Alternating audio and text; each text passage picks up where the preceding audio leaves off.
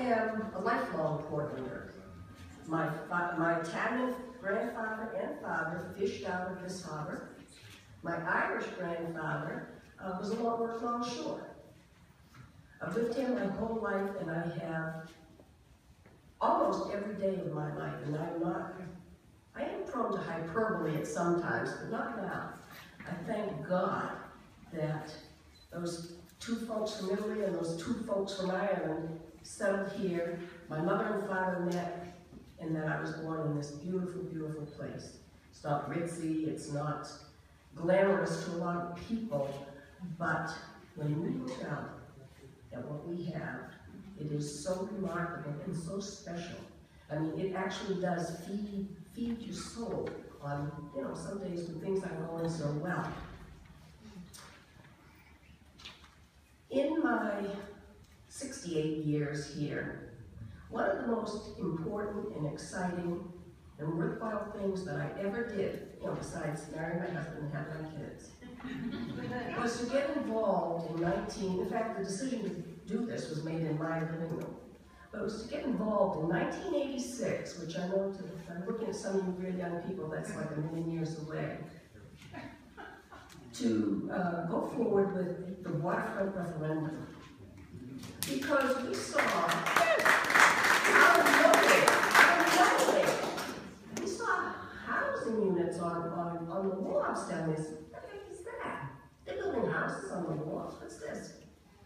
And then we were told about a huge development that was going, guess where? Right on 4th Street, right? What we're talking about now. So the race was on. We got the signatures. We had the referendum. And at that time, there were 28 polling places in the city of Portland. And with the press against us, and economists against us, and City Hall, of course, against us, we won every single one of those 28 polling places. It was an overwhelming victory. And one of the things that was really special about that was that the city council couldn't touch that zone, couldn't touch it for 5 years. Well, time goes on, and we reached the point that Ned mentioned, and we reached the comprehensive plan, and now we are here today. Something that hasn't been mentioned by anybody on any websites or anything. The biggest gift that the city of Portland will be granting these developers, the biggest gift is that they will be allowing housing on that site. Right now, as things stand, no housing at all, ever. No hotels, no condos, no private residences can be built in that area. So in order for them to garner the money that they want, and it is their business, and I'm not per se knocking them, it is their business to make money. The biggest part of this is that we will be doing away with one of the major pieces, actually, of the waterfront referendum, that housing and hotels do not belong on that side. Now, we're reasonable people. We are reasonable, unfortunately. I would rather be unreasonable, but we are here where we are today.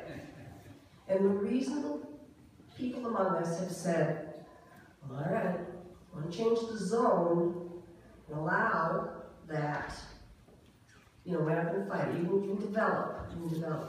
But for God's sakes, don't ruin what makes Portland so special. Now, I'm not on 4th, I don't live on 4th Street.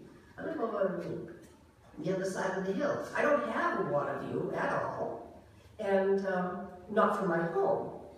But I do have it, like millionaires or billionaires have. I can walk that promenade, I can walk 4th Street, I can go down and walk that trail, because to tell you the truth, that does belong to me. That ocean belongs to me. That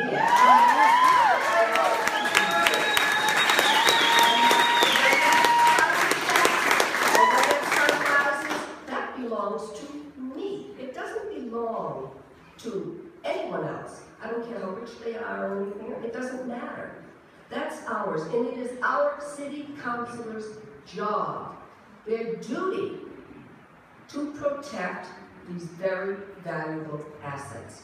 Not because, and I know they're under a lot of pressure. The governor's not going to do revenue sharing, and they need money to run the city, and they do not want to put our property taxes up, which I understand fully. So the way the economic development scheme of the city of Portland is too deep up. Well, all right, that's why I can go along with this reasonable thing.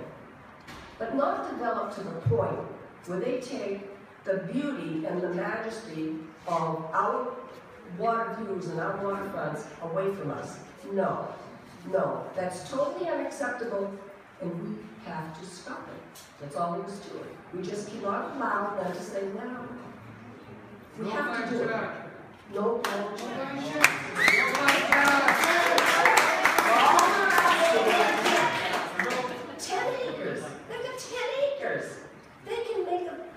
money. They can do something that they have not been allowed to do since 1986. They can put housing units down there. I think that's a big give myself. I think it's a massive give. I don't even like that give, but I understand it. I understand it. You have to go online, check everything out, find out what's going on, because we absolutely do not know what they want to do. And they get a little prickly when we start demanding, well, what are you going to do? How high are you going to go? How big are you going to go? Do we still have the trail? They won't tell us that. And I agree with something Ned said. It's very possible they get that unbelievably valuable, and I'm talking money now, valuable zone change. They can turn around and sell it for 10 times what they bought it for. Because there aren't that many places left on this, I don't know. How much did they pay for that? Nobody knows. But on the whole East Coast, who lives like this unless they're very wealthy? Who has the enjoyment and the pleasure and the soul-soothing wonderfulness of what we have? Not very many people. It's been blocked off, built up and blocked off, all up and down the East Coast. Let's save what we have. We have the right to demand that. We have every right. In fact, we have an obligation because people did it before us and saved it. Baxter gave us the promenade. We have to leave only the good stuff for our kids. Thank you very much.